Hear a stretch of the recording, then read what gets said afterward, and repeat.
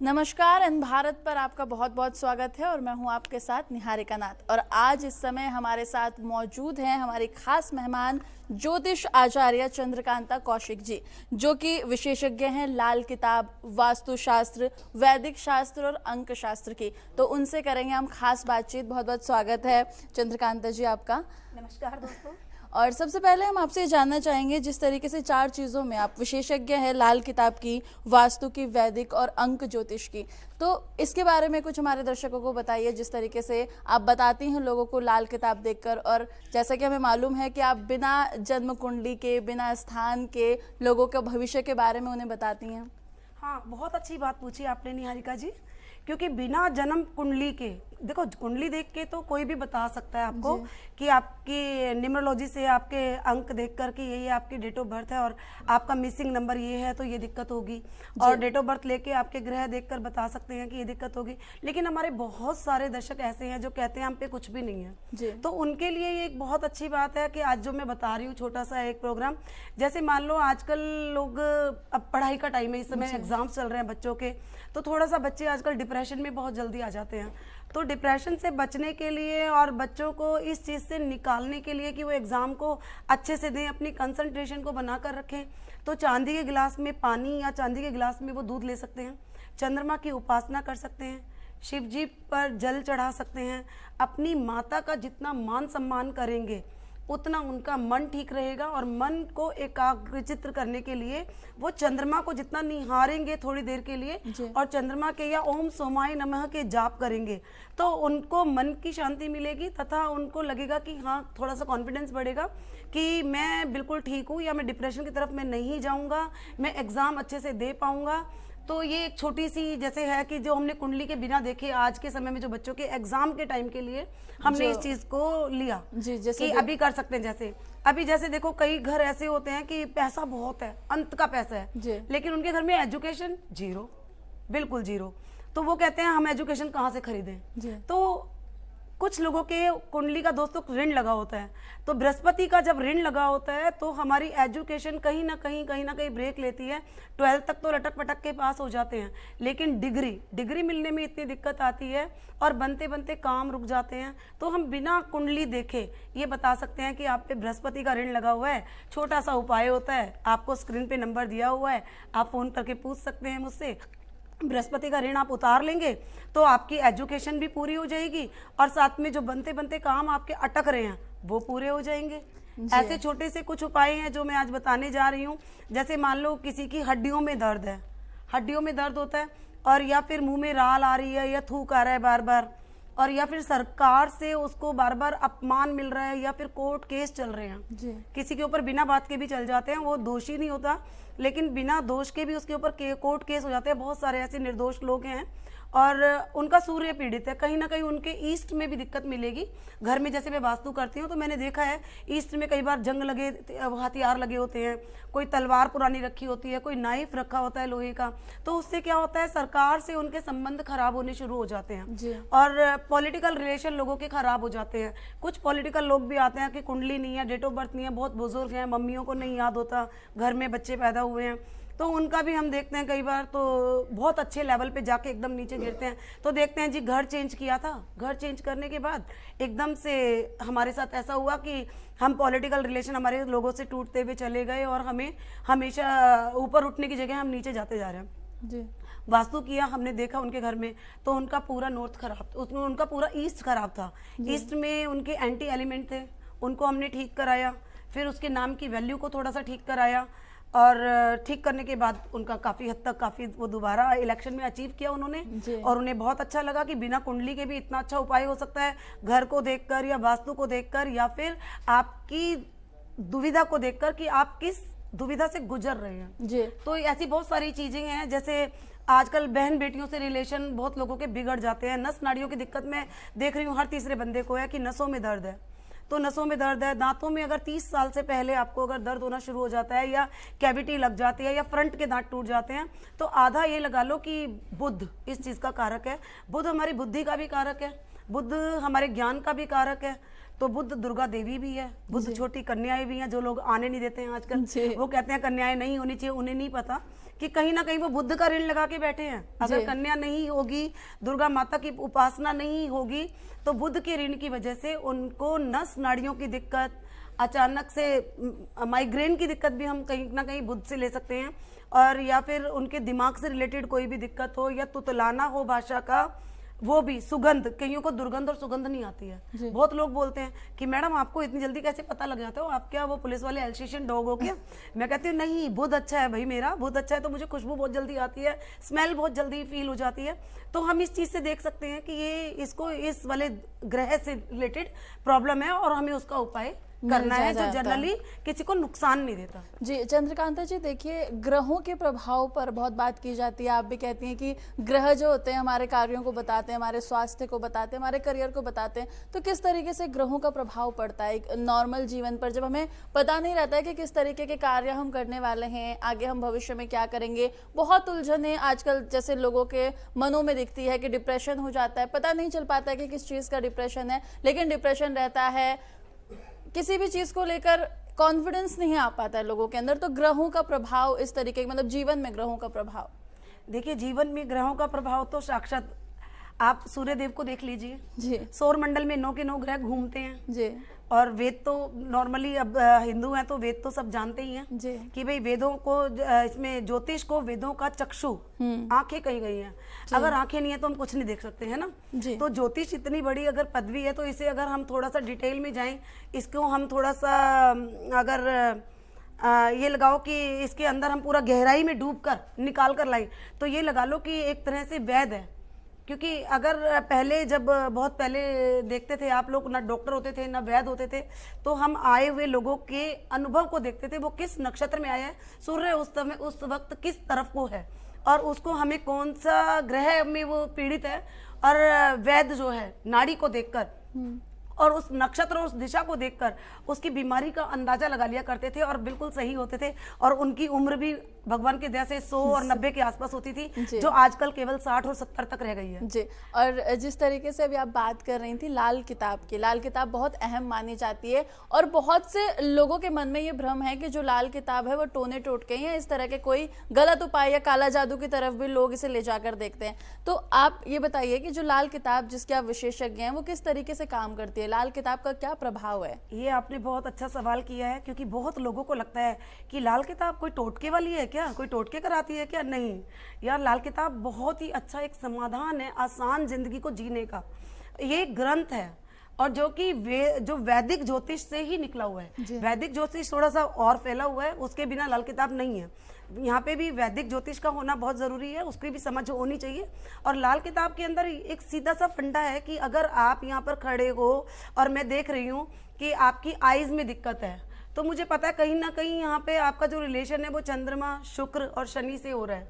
तो मैं देखूंगी कि भाई कौन सी आईज में दिक्कत है, लेफ्ट आईज में दिक्कत है कि राइट में दिक्कत है, तो उसका मैं छोटा सा उपाय बताऊंगी, आप ठीक हो जाओगे।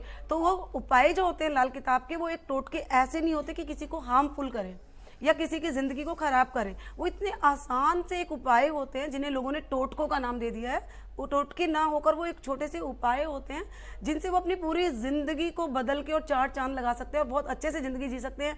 जैसे शुक्र है लाल किताब के अंदर, हमने ना, वैसे तो इसके अंदर जो मेन होता है लाल किताब में वो होता है बृहस्पति और बुध जी। क्योंकि बृहस्पति हवा है और बुध हमारी बुद्धि है। वैसे राजकुमार है बुध, लेकिन वैसे इसको हमें बुद्धि का कारण भी किया है। तो अगर हमारी बुद्धि और हमारी सोच और हमारा ऑरा ये क्लियर है तो कोई दिक्कत आती नहीं है किसी भी तरह के उपाय लेने की। लेकिन कहाँ पर उपाय की जरूरत पड़ती है? जब आपकी वो दशा आती है, जब आपको पता है आप इस उम्र से गुजर रहे हैं और अब ये मेरे को दिक्कत आ रही है। जैसे मैंने आपको नस नाड़ियों की दिक्कत बोला, ये तकरीबन 30 से 36 की उम्र में आती है। तो 30 से 36 की उम्र हमें पता है कि 33 से 36 की उम्र बुध की है जी। तो हमें उसमें पता है कि अगर इसमें इनके पास कोई डेट ऑफ बर्थ नहीं है, कुछ नहीं है, तो इस उम्र में अगर इनको नस नाड़ियों की दिक्कत आई तो मुझे पता है कि बुध का छोटी सी रेमेडी बताऊंगी कि बहन बेटियों से अपने रिलेशन अच्छे रखो, अपनी मौसी से रिलेशन अच्छे रखो, अपनी बुआ का अपमान मत करो, जी और किन्नरों को कुछ ना कुछ देते रहो तो अपने आप आधी समस्या का समाधान होता है और ये कोई समाधान हो टोटका जाता नहीं है।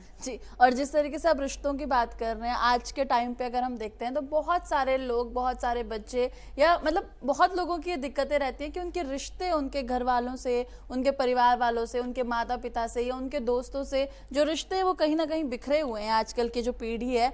तो इस चीज के लिए क्या उपाय कर सकते हैं लोग अपनों से रिश्ता बनाए रखने के लिए? मुझे लगता है कहीं ना कहीं ध्यान जो है भ्रमित होता जा रहा है आज की जो जनरेशन है उसकी, अगर हम बात कर रहे हैं तो। देखो उसके लिए एक तो संस्कार थोड़े से लुप्त होते जा रहे हैं जी क्योंकि हमारे भारत में अब पश्चिमी सभ्यता कुछ ज्यादा ही हो गई है। तो थोड़ा सा घर के अंदर मैं कहूंगी कि पूजा पाठ का माहौल बनाकर रखें और माँ बाप को भी रखना चाहिए कि एक टाइम फिक्स करके रखें कि इतने बजे उठना है, 6 से 7 के बीच में उठना है तो उठना है, काम हो या ना हो। थोड़ी सी अपने इष्ट की आराधना करें, जी अपनी माता का सम्मान करें, अपने पिता का सम्मान करें, अपने भाई का सम्मान करें, अपनी बहन का सम्मान करें। बहन बुध है, माता चंद्रमा है, पिता सूर्य है, भाई मंगल है, 9 की 9 ग्रह हमारे घर के अंदर ही हैं। अगर हम इन सबको ठीक करते हैं ना तो मेरा ख्याल से मुझे नहीं लगता कि बहुत ज्यादा आपको ज्योतिष के पास जाने की जरूरत भी है या बहुत ज्यादा उपायों की जरूरत है, क्योंकि 9 के 9 ग्रह जब आपके घर के अंदर है और आप उनका बैलेंस बनाकर उनके रिस्पेक्ट देकर, हर बंदा आजकल रिस्पेक्ट चाहता है, चाहे वो छोटा बच्चा ही क्यों ना हो। सॉरी बोलना तो कोई चाहता ही नहीं जी है ना, सबको लगता है सॉरी बहुत गंदा सा वर्ड है, लेकिन हमारे पुराने लोग बोलते थे कि फल देने वाला पेड़ ही झुकता है ना, जिसपे फल लगेंगे वो झुकेगा। तो बच्चों को थोड़ा सा धीरे से हमें ये संस्कार डालने होंगे, घर में थोड़ा सा पूजा का, मेडिटेशन का माहौल बनाने की बहुत ज्यादा सख्त जरूरत है, जिसके लिए जो अब लुप्त होता जा रहा है क्योंकि पेरेंट्स दोनों ही वर्किंग है। वर्किंग होने के साथ साथ वो बच्चे पालने के लिए उनके पास टाइम नहीं होता है। तो मैं चाहूंगी टाइम जितना भी मिले उन्हें, संडे को मिले या सैटरडे को मिले, जैसे भी उनका ऑफ होता है, बच्चों को थोड़ा सा मेडिटेशन, थोड़ा सा संस्कृति, थोड़ा सा संस्कृत भी पढ़ाएं। जो कि बच्चे हिंदी अच्छी नहीं बोल पा रहे हैं तो थोड़ा अगर वो संस्कृत और हिंदी दोनों पढ़ेंगे तो अपनी मातृभाषा का भी रखेंगे थोड़ा सा ख्याल। और मातृभाषा ही हमारी पृथ्वी भी तो शुक्र और सूर्य और बुध तीनों को मिलकर बनी है। जी।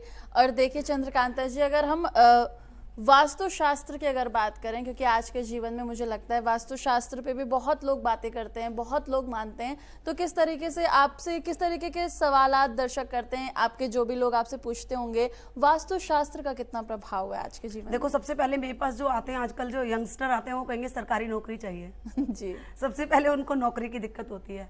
तो अगर आप अपना नॉर्थ और नॉर्थ ईस्ट दोनों को ठीक कर लेते हो तो आपके पास पैसे की और सरकार से सहायता लेने की या आपको सरकारी नौकरी की इस टाइप की कोई दिक्कत आएगी नहीं, क्योंकि घर का नॉर्थ और नॉर्थ ईस्ट दोनों हमारी अपॉर्चुनिटी और हमारा पैसा और सरकार, ये दोनों चीज़ें हैं। तो उसमें आप थोड़ा सा एंटी एलिमेंट ना हो तो वो तो आपको अगर वास्तु आप चेक कराएंगे तभी आपको पता लगेगा, क्योंकि या तो आपको नॉलेज होनी चाहिए उस चीज़ की कि मेरा कौन सी चीज़ कहाँ पर रखी है, किस दिशा में रखी है, या चारों दिशाओं की, साउथ ईस्ट नॉर्थ वेस्ट, इन 4 दिशा की भी अगर नॉलेज है तो आप देखिए कि आपके अगर वो सारे बैलेंस हैं, या पंच महाभूत जो हमारा जिससे हमारा शरीर बना है वो सब बैलेंस्ड है, तो आपको कहीं से भी किसी तरह की भी दिक्कत नहीं आने वाली है। जी। और देखिए इसी वास्तु शास्त्र के साथ साथ वैदिक शास्त्र की भी हम बात करते हैं। वैदिक शास्त्र भी आपने बताया कि लाल किताब का जो शास्त्र है और वैदिक जो शास्त्र है वो दोनों अलग अलग हैं, तो थोड़ा आप दर्शकों को बताइए, क्योंकि बहुत से लोगों को आजकल पता नहीं होता है कि वैदिक शास्त्र क्या है और लाल किताब का जो शास्त्र है वो क्या है। देखो लाल किताब एक छोटा ग्रंथ है जो वैदिक से निकला है जी। जो वैदिक का ही एक छोटा सा भाग है जी। वैदिक एक बहुत बड़ा ज्ञान है, वो इतना बड़ा ज्ञान है कि उसके अंदर आप जितना डूबते जाओगे ना आप उसकी थाह नहीं ले सकते हो कि कितना है, उसको आप जितना ढूंढोगे उतना घुसते ही चले जाओगे, घुसते ही चले जाओगे। लेकिन वैदिक ही एक ऐसी चीज है जो कि वेदों का चक्षु जिसे कहा गया है, लाल किताब को वेदों का चक्षु नहीं कहा गया है।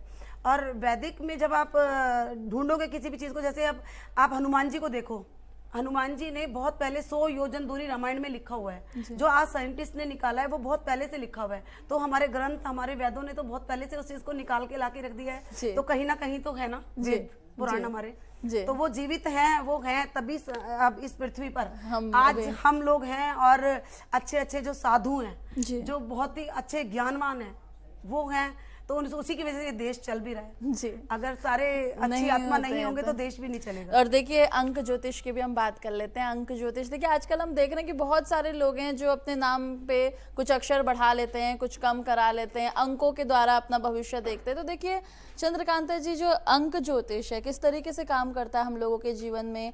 आपके पास भी बहुत सारे लोग इस चीज को लेकर भी आते हैं कि अंक ज्योतिष है, नाम में अक्षर बढ़ा दीजिए, कम कर दीजिए, इस तरीके का प्रभाव अंक ज्योतिष का। जी, अंक ज्योतिष भी मैं कहूँगी तो वो भी बहुत ही अच्छा एक ज्ञान है। और सब मैं तो ये कहती हूँ कि छोटी सी एक ऐसी ये ज्ञान है कि घर में अगर एक बंदा कर ले तो काफ़ी लोगों को ठीक कर सकता है। और बहुत ज़्यादा लंबा कोर्स भी नहीं होता है ये अंक ज्योतिष का, लेकिन अंक ज्योतिष का महत्व बहुत है जीवन में। अगर आपके अंदर एक नंबर की प्रधानता ज़्यादा है तो एक नंबर किसका है? सूर्य का। तो आपके अंदर क्या होगा? ईगो, आत्मविश्वास, कॉन्फिडेंस इतना ज़्यादा होगा कि मैं ये कर दूंगी, मैं ये कर सकती हूँ, चाहे आप नहीं कर सकते। फिर अति तो हर चीज़ की खराब है ना। तो अंक ज्योतिष में यही होता है, हम न्यूमरोलॉजी से उसको अगर मान लो एक नंबर की ज़्यादा है तो 9 नंबर बीच में लाके उसको बैलेंस कर देते हैं। 5 नंबर मिसिंग होता है तो 5 नंबर बुद्धि का है, बुध का है और सेंटर है। तो सेंटर अगर खराब होगा तो हमारा नेबल, नाभि वाला हिस्सा अगर खराब होगा तो सारी बीमारियां कहाँ से आती है? पेट से। तो पेट की बीमारी होगी तो वो दिक्कत। तो हम लोग 5 नंबर फिर कहीं ना कहीं ऐड करवाते हैं उसको, या रेमेडी कराते हैं 5 नंबर की। तो क्लाइंट खुद ही बोलता है कि हमें बहुत अच्छा रिजल्ट मिला, आपने बहुत अच्छी और बड़ी आसान रेमेडी कराई, कोई टोटका नहीं कराया, कोई किसी को हार्मफुल वाली चीज नहीं बताई। जी, यानी कि जितने भी जातक आपके पास आते होंगे अलग अलग। अच्छा, आजकल बहुत सारे लोग कमेंट्स में भी पूछते हैं कि शादी विवाह को लेकर बहुत समस्या है लोगों में, तो क्या कारण है कि जब बहुत सब कुछ ठीक रहता है, परिवार अच्छा रहता है, लोग भी अच्छे रहते हैं, और बहुत सारे बार ऐसी दिक्कतें आती हैं कि लोगों की शादियां नहीं हो पाती हैं? चंद्रकांता जी, देखो शादी के लिए कहीं ना कहीं एक तो हम बेस्ट देखेंगे घर का कि लड़की की कुंडली है अगर, तो उसकी कहीं वो सो कहाँ पर रही है। हम यहाँ पर उसको सुलाना, अगर हम एक दिशा होती है उसमें अगर हम सुलाना शुरू कर देते हैं तो वो लड़की जल्दी से जल्दी लगता है कि दूसरे घर चली जाए। और शादी के लिए शनि भी कारक है कहीं ना कहीं। सप्तम भाव में जब हमारे ये कुंडली का आ गया थोड़ा सा, सप्तम भाव में जब हमारे शनि होता है या सप्तम भाव का मालिक शनि बनता है तो वो मैरिज को डिले करा देता है, या मांगलिक बच्चा जो होता है वो भी मैरिज को थोड़ा सा डिले करा देता है। तो यहाँ पे हम सप्तम हाउस को देखेंगे, सप्तम हाउस का मालिक कहाँ पर है, या उसका रिलेशन शनि से या फिर मंगल से तो नहीं बन रहा है। जब इन 2 ग्रहों से बनता है तो वो मैरिज को डिले भी करा देता है, या फिर मैरिज का जो सप्तम हाउस का जो मालिक है अगर वो अष्टम में या 12th हाउस में या फिर वो 6 में 6, 8, 12 से उसका संबंध बन रहा है तो वो डिस्टर्बेंस भी देगा और डिले भी कराएगा। जी, और एक सवाल मैं आपसे पूछना चाहूंगी कि बहुत ज्यादा लोगों में आजकल देखा जाता है और कंफ्यूजन भी है इस चीज को लेके, जो कार्मिक अकाउंट ज्योतिष में कहा जाता है कि कार्मिक अकाउंट होता है कर्मों के आधार पर, और आप कुछ उपायों को करके अपने कर्मों के आधारों को सुधार सकते हैं, यानी कि अपने भविष्य की जो चीजें हैं उनको सुधार सकते हैं। स्वास्थ्य को लेकर दिक्कतें आती हैं, करियर को लेकर दिक्कतें आती हैं, जीवन में छोटी मोटी परेशानियां लगातार बनी रहती हैं। देखो ये भी बहुत अच्छा सवाल है। छोटे से समाधान में सारी समस्याओं का हल मिल जाता है। देखो मैं आपको कहती हूँ अपने ईस्ट को कभी मत भूलो, ईस्ट को हमेशा याद करो। कहीं कम से कम महीने में एक बार उनके नाम का कोई प्रसाद बांटना या जोत लगाना या उनके नाम की कोई आराधना पूजा करना, अपने ईस्ट को हमेशा ध्यान रखो। तो ईस्ट को ध्यान रखोगे तो अपने आप ही आपके आधे काम उसी से ठीक हो जाएंगे। थोड़ा गाय की सेवा करिए, क्योंकि शुक्र और बुध, गाय के अंदर तो पूरे 33 कोटि देवी देवता हैं, लेकिन शुक्र और बुध मेन सबसे ज्यादा कहते हैं कि गाय के अंदर सबसे ज्यादा इसका निवास है। तो आप गाय को हरा चारा बुधवार और शुक्रवार को डालिए, तो उससे मैरिज से रिलेटेड प्रॉब्लम भी और थोड़ी बुद्धि से रिलेटेड प्रॉब्लम भी आपकी आधी से ज़्यादा सॉल्व हो जाएगी। और घर में जो माता और पिता हैं, जो हम बाहर इतनी हवाबाजी में रहकर कहते हैं कि ये है और फलाना है, नहीं, उनका अपमान अगर आप करेंगे तो आधे ग्रह आपके वहीं पर खराब हो जाएंगे। तो मैं कहती हूँ अपनी सभ्यता और अपनी संस्कृति को ना भूलकर अपनी माता और अपने पिता के चरण स्पर्श करें, उन्हें दिल से प्रणाम करें, ना कि ये कि हमें ग्रह की रेमेडी करनी है हो गया, नहीं। आजकल तो घुटने तक झुक के रहते हैं बच्चे, नीचे तक तो झुकते ही नहीं है नमस्ते के लिए। तो मैं कहूँगी इन्हीं का अगर वो थोड़ा सा ध्यान रखें तो काफ़ी हद तक जिंदगी काफ़ी आसान तरीके से और बहुत अच्छे से गुजर सकती है। जी, और देखिए एक चीज़ और यहाँ पर देखने को मिलती है कि हम बोलते हैं कि ग्रहों की पूजा करें, जिस तरीके से ये ग्रह करने से, ये उपाय करने से हमारे जीवन में समाधान आता है, लेकिन बहुत से लोग ऐसे होते हैं जिन्हें ग्रहों का भी ज़्यादा ज्ञान नहीं होता है। बहुत सारे लोगों की ये शिकायत शिकायतें होती हैं कि उन्हें ग्रहों का ज्ञान नहीं है, कौन सा उनका इष्ट ग्रह है, बिना पूछे बहुत सारे ग्रहों का एक मतलब मुझे लगता है कोई एक उपाय ऐसा होना चाहिए जो मुझे लगता है व्यक्ति किसी भी ग्रह के लिए कर सकता है। इस तरीके के कोई उपाय होंगे ज्योतिष शास्त्र में कि इंसान उन्हें करके अपनी समस्याओं से निवारण उसे मिल सकता है? जी, विष्णु सहस्त्र नाम का एक पाठ होता है, आप वो घर में डेली अपने लगाएं या फिर सुने, क्योंकि विष्णु सहस्त्र नाम जितने भी हमारे बड़े बड़े योगी हैं, महात्मा हैं, सब लोग इसी का अध्ययन करते हैं।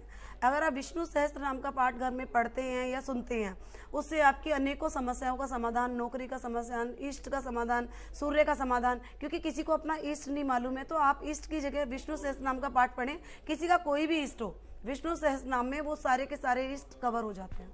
जी, और एक और सवाल था जो लगातार दर्शक भी पूछ रहे हैं कि डिप्रेशन आजकल ऐसा हो गया है, हर तरह से छोटे बच्चे हैं जिन्हें समस्या का भी पता नहीं है लेकिन उन्हें डिप्रेशन है। और बहुत बार तो ऐसा होता है कि बहुत सारे लोग ऐसे होते हैं जिन्हें पता ही नहीं होता है कि उन्हें डिप्रेशन है, लेकिन कहीं ना कहीं वो इस मानसिक तनाव से जूझ रहे होते हैं, इस मानसिक तनाव में जी रहे होते हैं। तो अगर ज्योतिष से या वैदिक से किसी तरीके से उनका इस समस्या का समाधान अगर होता है? देखिए, डिप्रेशन कहने में डिप्रेशन है लेकिन एक बहुत बड़ी बीमारी है और ये बहुत तरह का होता है। कई बार चंद्रमा के साथ केतु बैठने से डिप्रेशन हो जाता है बंदे को, कई बार चंद्रमा पीड़ित होने से, क्योंकि कुंडली अगर नहीं है, आज हम क्योंकि कुंडली की बात नहीं कर रहे हैं, हम बिना कुंडली के बात कर रहे हैं, तो इसलिए मेरे को टॉपिक वही लेना पड़ेगा कि बिना कुंडली के हम कैसे देखेंगे। तो कहीं ना कहीं जब चंद्रमा पीड़ित होता है या फिर राहु हावी हो जाता है तो भ्रमित करता है। डिप्रेशन हमारे भ्रम से भी होता है, कई बार डिप्रेशन होता नहीं लेकिन हमें लगता है हम हैं, एंजाइटी हमें हो रही है। तो कहीं ना कहीं आप देखिए कि आपके घर की अगर सीढ़ियाँ और आपके घर की दहलीज, आपकी छत और आपके घर में कोई दरारें आ रही हैं, सबसे पहले आप उसे ठीक कीजिए, क्योंकि राहु भ्रम का बहुत बड़ा कारक है और चंद्रमा तो सबसे पहला इसका कारक है। तो जब डिप्रेशन बने तो माँ के हाथ में अपना हाथ लेकर माँ से अपने मन की बात करें, चंद्रमा को निहारें 10 से 15 मिनट, चंद्रमा से अपने मन की बात कहें और चांदी के गिलास में पानी या फिर दूध डालकर पिएं। अगर आपके पास चांदी का गिलास नहीं है तो किसी भी तांबे के बर्तन में चांदी का सिक्का डाल दें और उसमें पानी डालकर रखें और उस पानी को पिएं, तो आपको काफ़ी हद तक और लेकिन सबसे पहले ये तो आप करेंगे वो पिएं, लेकिन मैं जो कहूँगी योगाभ्यास, थोड़ा सा मेडिटेशन जरूर करें, अनुलोम विलोम जरूर करें, क्योंकि ये बहुत ज़्यादा जरूरी हो गया आज के जीवन को देखते हुए। ग्रहों के साथ साथ आप जितना मेडिटेशन करेंगे उतना आप इस चंद्रमा के और राहु के दुष्प्रभाव से, जो डिप्रेशन या फोबिया नाम की चीज़ है, उससे बचे रहेंगे। जी, और देखिए जिस तरीके से हम ज्योतिष की बात कर रहे हैं, ज्योतिष शास्त्र की बात कर रहे हैं, बहुत सारे लोग आपको ऐसे भी मिलते होंगे कि जो बोलते होंगे कि उन्हें विश्वास नहीं है इस तरह की ज्योतिष की चीज़ों में। किस तरीके से ज्योतिष विश्वास दिलाता है लोगों को? हाँ, ये भी अच्छा क्वेश्चन पूछा आपने, क्योंकि मेरे कुछ क्लाइंट हैं, पहले थोड़े से ज़्यादा भी पढ़ लिख गए हैं या थोड़े से बिना पढ़े भी हैं, हर तरह के लोग हैं दुनिया में, बोलते हैं क्या ये तो क्या, ये कुछ भी नहीं है, क्या ढकोसलेबाजी है, ये ज्योतिष कुछ नहीं है ये। लेकिन मैं कहती हूँ जब उनके ऊपर कोई विपत्ति आती है ना जी, जब उल्टी गिनती शुरू होती है, फिर वो ज्योतिष के पास ही भागते हैं। वो बोलते हैं अरे क्या हो गया हमें, ये अब तक मेरा बेटा मेरे कहने में था, या मेरी बहू मुझे उल्टा नहीं बोल रही थी, मेरी बेटी का किसी से चक्कर हो गया। फिर वो ज्योतिषों के चक्कर वही लोग काटते हैं जो मना करते हैं लोगों को कि हम कहीं नहीं जाते हैं। मानते कहीं ना कहीं वो भी हैं जी, मानते वो भी हैं, लेकिन कब मानते हैं? जब उनकी उल्टी गिनती शुरू होती है, जब उन्हें दिक्कत आती है। बिना दिक्कत के वो नहीं मानते हैं, बिना दिक्कत के तो वो जी रहे होते हैं आराम से। तो जब मुसीबत आती है तो डॉक्टर से पहले ज्योतिष याद आता है। जी, बहुत सारे दर्शक ऐसे होते हैं, यानी बहुत सारे जातक ही ऐसे आते हैं जिन्हें पहले विश्वास नहीं होता है, लेकिन धीरे धीरे मुझे लगता है कि ये। तो आपसे मैं एक सवाल ये भी और पूछना चाहूंगी कि जिस तरीके से आपने, विशेषज्ञ हैं आप इतने सारी चीज़ों की, लाल किताब, वैदिक शास्त्र, अंक शास्त्र, कहाँ से, मतलब ये इंटरेस्ट कहाँ से पैदा हुआ? जब आपने शुरुआत की होगी, बहुत सारे ख्याल आपके मन में आए होंगे, बहुत सारी समस्याएं आपकी रही होंगी, फिर आपने सोचा होगा कि लोगों की समस्याएं सुन के उनका भी समाधान करें। बड़ा पर्सनल सवाल आपने पूछ लिया क्योंकि अच्छा ज्योतिष बनने के लिए ना, बढ़ते तो बहुत लोग हैं, कमाने के लिए भी बहुत लोग करते हैं, लेकिन कहीं ना कहीं जब तक आपका एक हर्ट का कोई कोना, दिल का कोई जब तक नहीं दुखता ना, जब तक आपको उसकी नब्ज नहीं पता होती कि मुझे कहाँ जाना है। तो कहीं ना कहीं मैं भी कभी बहुत ज़्यादा किसी बात को लेकर बहुत परेशान हुई थी और बहुत सारे पंडितों को अपने बच्चों की कुंडलियाँ भी दिखाती थी, तो उन्होंने कभी उनके बारे में कुछ चीज़ सही नहीं बताई मुझे। फिर जब कोई घटना घटी, मतलब हमारे घर के अंदर थोड़ा सा लव मैरिज को बुरा माना जाता है, तो पर्सनल मैटर इन्होंने छेड़ दिया तो मैं बता देती हूँ। तो जहाँ पर हमारी लव मैरिज गुड़िया ने की, उसके बाद मैंने सोचा यार ये ऐसा क्यों किया। मैंने तो बहुत अच्छे संस्कार दिए थे, मैं तो रामायण पढ़ती थी घर में 24 घंटे, हमारे घर में तो सुंदरकांड रामायण होता रहता था, अखंड ज्योत जलती थी। फिर पता लगा देखो भगवान की पूजा एक तरफ है, लेकिन ये है कि कुछ उसके अच्छे कर्म रहे कि वो उसे परिवार इतना अच्छा मिला, घर इतना अच्छा मिला, शादी लव प्लस अरेंज मैरिज ज़रूर हुई। लेकिन फिर मेरे को ये लगा मैं इसमें डीप घुसूँ, क्योंकि मुझे पंडितों ने बताया क्यों नहीं कि ये होना था। तो वो मुझे एक ऐसी गहरी चोट लगी कि उसके बाद में पढ़ती चली गई और इतना डीप पढ़ा कि अब मुझे लगता है कि आपको ऊपर वाले ने जो डेट दे के पैदा किया है ना, उसको आप चैलेंज नहीं कर सकते हो। आपको अगर रास्ता पता है कि यहाँ पे नाली है और मुझे कूद के जाना है, तो ज्योतिष एक ऐसी विद्या है जो आपको इस नाली से बचा के कहेगी या तो रास्ता चेंज कर ले या फिर आपको जंप मारनी है, उसमें पाँव को डुबोना नहीं है, तो आप बच जाओगे, नहीं तो नहीं। तो मैं सिर्फ उस कोने की वजह से आज मैं इस मोड़ पर आ गई हूँ कि मुझे इतना डीप पढ़ना पड़ा कि मुझे दूसरे का दुख अपना दुख लगता है। और फिर भगवान से जो कनेक्शन जो होता है ना, जब आप उपाय करते हो, भगवान से कनेक्शन होना बहुत जरूरी है। जब तक वो कनेक्शन नहीं होता तो आप अच्छे से उपाय भी नहीं दे सकते। जी, तो देखिए ये थी हमारे साथ चंद्रकांता कौशिक, जो कि ज्योतिष आचार्य हैं, वैदिक शास्त्र, अंक शास्त्र, वास्तुशास्त्र और लाल किताब के विशेषज्ञ हैं। बहुत कुछ इनसे अभी हमने जाना और बहुत सारे दर्शकों के अलग अलग टाइप के क्वेश्चन होते हैं, अलग अलग सवालात होते हैं, समस्याएं होती हैं जिनका निवारण उन्हें जानना होता है। तो इनका नंबर भी हम आपको दे रहे हैं, हमारी टीवी स्क्रीन पर आप नंबर देख सकते हैं। आपको जो भी समस्या होगी आप इनसे पूछ सकते हैं। बहुत बहुत शुक्रिया चंद्रकांता जी हमारे साथ शामिल होने का। इस आगे भी चर्चा करेंगे इस वैदिक शास्त्र को लेकर, ज्योतिष शास्त्र को लेकर, जो कुछ भी नई चीज़ें हम अपने दर्शकों को बता सकते हैं या जो भी समस्याएं लोगों की हैं आप भी हमें कमेंट करके पूछ सकते हैं। तो फिलहाल इस पेशकश में बस इतना ही। लगातार देश और दुनिया की तमाम खबरों के लिए देखते रहिए एन भारत।